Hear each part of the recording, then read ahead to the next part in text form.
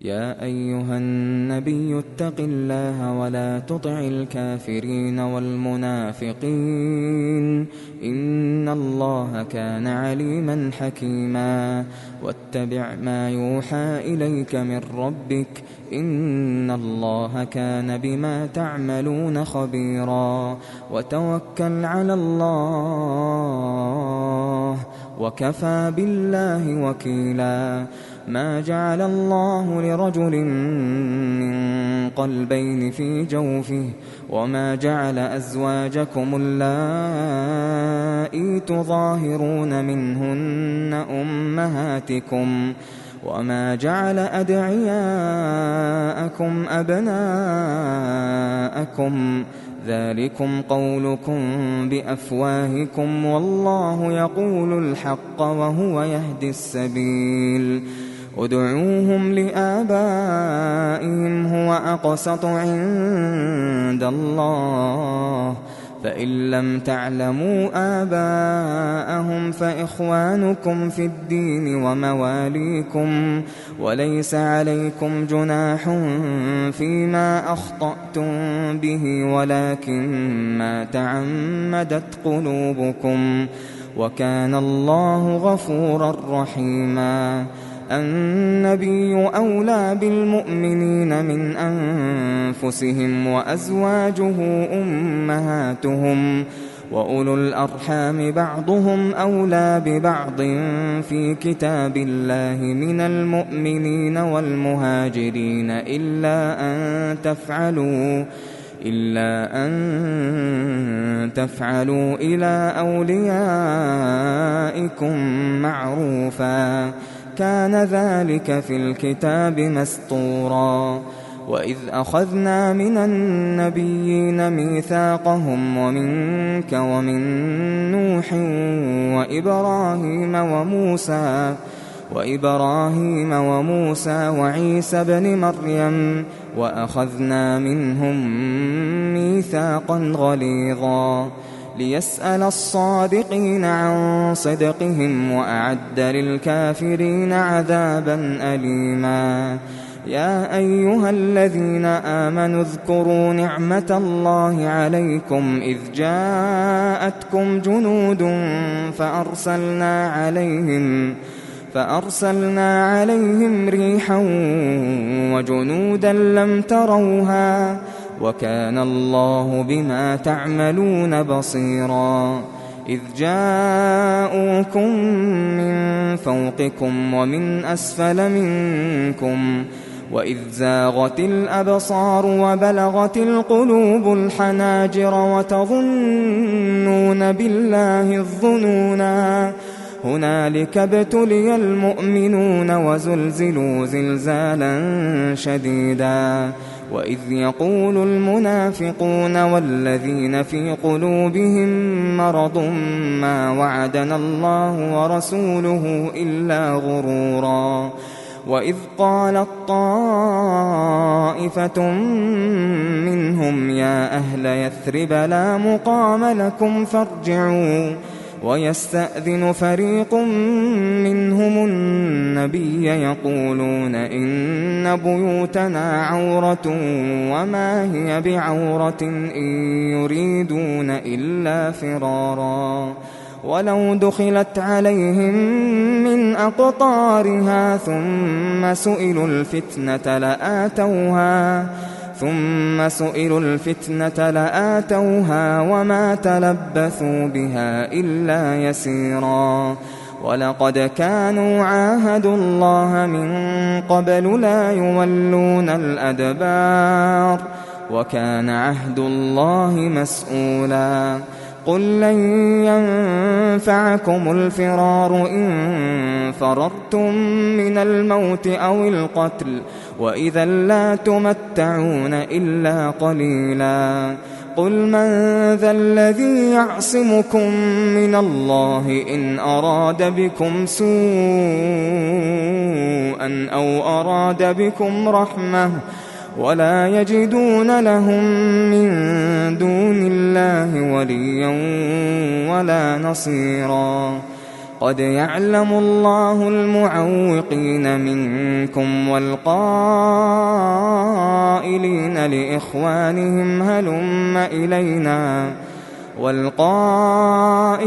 لإخوانهم هلم إلينا ولا يأتون البأس إلا قليلا أشحة عليكم فإذا جاء الخوف رأيتهم ينظرون إليك تدور أعينهم كالذي يغشى عليه من الموت فإذا ذهب الخوف سلقوكم بألسنة حداد أشحة على الخير أولئك لم يؤمنوا فأحبط الله أعمالهم وكان ذلك على الله يسيرا يحسبون الأحزاب لم يذهبوا وإن يأتي الأحزاب يودوا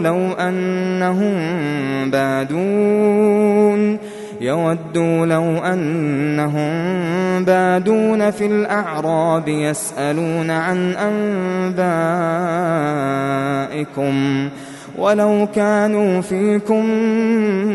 ما قاتلوا إلا قليلا لقد كان لكم في رسول الله أسوة حسنة لمن كان يرجو الله واليوم الآخر وذكر الله كثيرا ولما رأى المؤمنون الأحزاب قالوا هذا ما وعدنا الله ورسوله وصدق الله ورسوله وما زادهم إلا إيمانا وتسليما من المؤمنين رجال صدقوا ما عاهدوا الله عليه فمنهم من قضى نحبه ومنهم من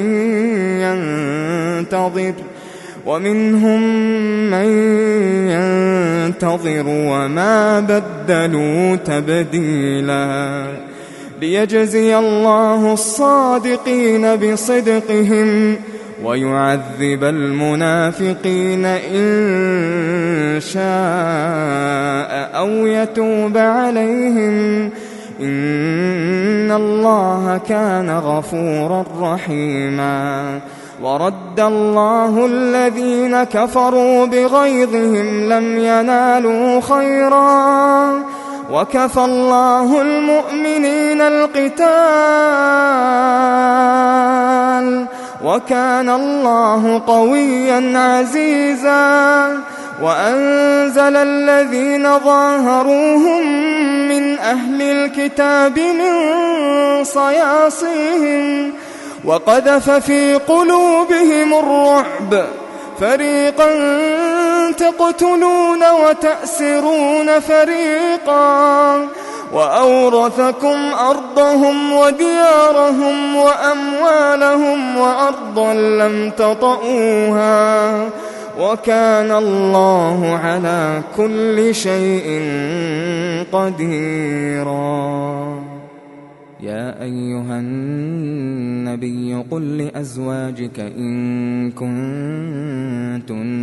تردن الحياة الدنيا وزينتها فتعالين أمتعكن وأسرحكن سراحا جميلا وإن كنتن تردن الله ورسوله والدار الآخرة فإن الله أعد للمحسنات منكن أجرا عظيما يا نساء النبي من يأت منكن بفاحشة مبينة يضاعف لها العذاب ضعفين وكان ذلك على الله يسيرا ومن يقنت منكن لله ورسوله وتعمل صالحا نؤتها أجرها مرتين وأعتدنا لها رزقا كريما يا نساء النبي لستن كأحد من النساء إن اتقيتن فلا تخضعن بالقول فيطمع الذي في قلبه مرض وقلن قولا معروفا وقرن في بيوتكن ولا تبرجن تبرج الجاهلية الأولى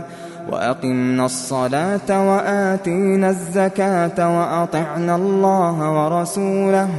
إنما يريد الله ليذهب عنكم الرجس أهل البيت ويطهركم تطهيرا واذكرن ما يتلى في بيوتكن من آيات الله والحكمة إن الله كان لطيفا خبيرا إن المسلمين والمسلمات والمؤمنين والمؤمنات والقانتين والقانتات والصادقين والصادقات والصابرين والصابرات والخاشعين والخاشعات والمتصدقين والمتصدقات والصائمين والصائمات والحافظين فروجهم والحافظات والذاكرين الله كثيرا والذاكرات أعد الله لهم مغفرة وأجرا عظيما وما كان لمؤمن ولا مؤمنة إذا قضى الله ورسوله أمرا أن يكون لهم الخيرة من أمرهم ومن يعص الله ورسوله فقد ضل ضلالا مبينا وإذ تقول للذي أنعم الله عليه وأنعمت عليه أمسك عليك زوجك واتق الله وتخفي في نفسك ما الله مبديه وتخشى الناس والله أحق أن تخشاه فلما قضى زيد منها وطرا زوجناكها لكي لا يكون على المؤمنين حرج في أزواج أدعيائهم إذا قضوا منهن وطرا وكان أمر الله مفعولا ما كان على النبي من حرج فيما فرض الله له سنة الله في الذين خلوا من قبل وكان أمر الله قدرا مقدورا الذين يبلغون رسالات الله ويخشونه ولا يخشون أحدا إلا الله وكفى بالله حسيبا ما كان محمد أبا أحد من رجالكم ولكن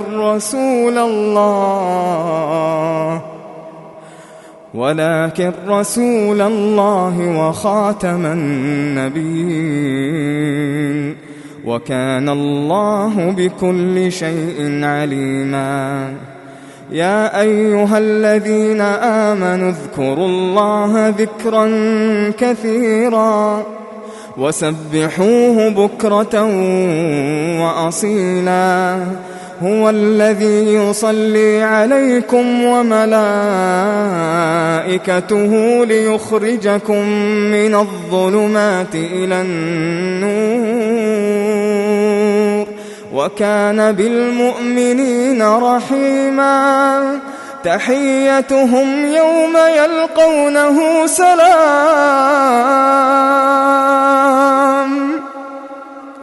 وأعد لهم أجرا كريما يا أيها النبي إنا أرسلناك شاهدا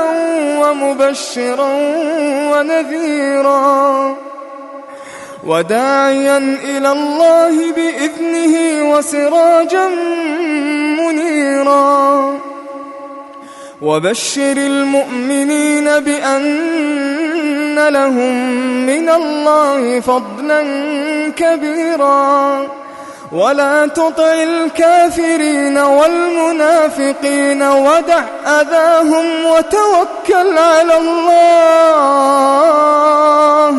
وكفى بالله وكيلا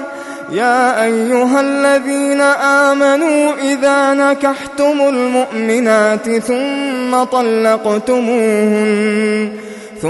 طلقتموهن من قبل أن تمسوهن فما لكم عليهن من عدة تعتدونها فمتعوهن وسرحوهن سراحا جميلا يا أيها النبي إنا أحللنا لك أزواجك اللاتي آتيت أجورهن وما ملكت يمينك مما أفاء الله عليك وبنات عمك وبنات عماتك وبنات خالك وبنات خالاتك اللاتي هاجرن معك وامرأة مؤمنة إن وهبت نفسها للنبي إن أراد النبي أن يستنكحها خالصة لك من دون المؤمنين قد علمنا ما فرضنا عليهم في أزواجهم وما ملكت أيمانهم لكي لا يكون عليك حرج وكان الله غفورا رحيما ترجي من تشاء منهن وتؤوي إليك من تشاء ومن ابتغيت ممن عزلت فلا جناح عليك ذلك أدنى أن تقر أعينهن ولا يحزن ويرضين بما آتيتهن كلهن والله يعلم ما في قلوبكم وكان الله عليما حليما لا يحل لك النساء من بعد ولا أن تبدل بهن من أزواج ولو أعجبك حسنهن إلا ما ملكت يمينك وكان الله على كل شيء رقيبا يا أيها الذين آمنوا لا تدخلوا بيوت النبي إلا أن يؤذن لكم إلى طعام غير ناظرين إناه ولكن إذا دعيتم فادخلوا فإذا طعمتم فانتشروا ولا مستأنسين لحديث إن ذلكم كان يؤذي النبي فيستحيي منكم والله لا يستحيي من الحق وإذا سألتموهن متاعا فاسألوهن من وراء حجاب ذلكم أطهر لقلوبكم وقلوبهن وما كان لكم أن تؤذوا رسول الله ولا أن تنكحوا أزواجه من بعده أبدا إن ذلكم كان عند الله عظيما إن تبدوا شيئا أو تخفوه فإن الله كان بكل شيء عليما لا جناح عليهن في آبائهن ولا أبنائهن ولا إخوانهن ولا أبناء إخوانهن ولا أبناء أخواتهن ولا نسائهن ولا ما ملكت أيمانهن واتقين الله إن الله كان على كل شيء شهيدا إن الله وملائكته يصلون على النبي يا أيها الذين آمنوا صلوا عليه وسلموا تسليما إن الذين يؤذون الله ورسوله لعنهم الله في الدنيا والآخرة وأعد لهم عذابا مهينا والذين يؤذون المؤمنين والمؤمنات بغير ما اكتسبوا فقد احتملوا بهتانا وإثما مبينا يا أيها النبي قل لأزواجك وبناتك ونساء المؤمنين يدنين عليهن من جلابيبهن ذلك أدنى أن يعرفن فلا يؤذين وكان الله غفورا رحيما لئن لم ينته المنافقون والذين في قلوبهم مرض والمرجفون في المدينة لنغرينك بهم ثم لا يجاورونك فيها إلا قليلا ملعونين أينما ثقفوا أخذوا وقتلوا تقتيلا سنة الله في الذين خلوا من قبل ولن تجد لسنة الله تبديلا يسألك الناس عن الساعة قل إنما علمها عند الله وما يدريك لعل الساعة تكون قريبا إن الله لعن الكافرين وأعد لهم سعيرا خالدين فيها أبدا لا يجدون وليا ولا نصيرا يوم تقلب وجوههم في النار يقولون يا ليتنا أطعنا الله وأطعنا الرسولا وقالوا ربنا إنا أطعنا سادتنا وكبراءنا فأضلونا السبيلا ربنا آتهم ضعفين من العذاب والعنهم لعنا كبيرا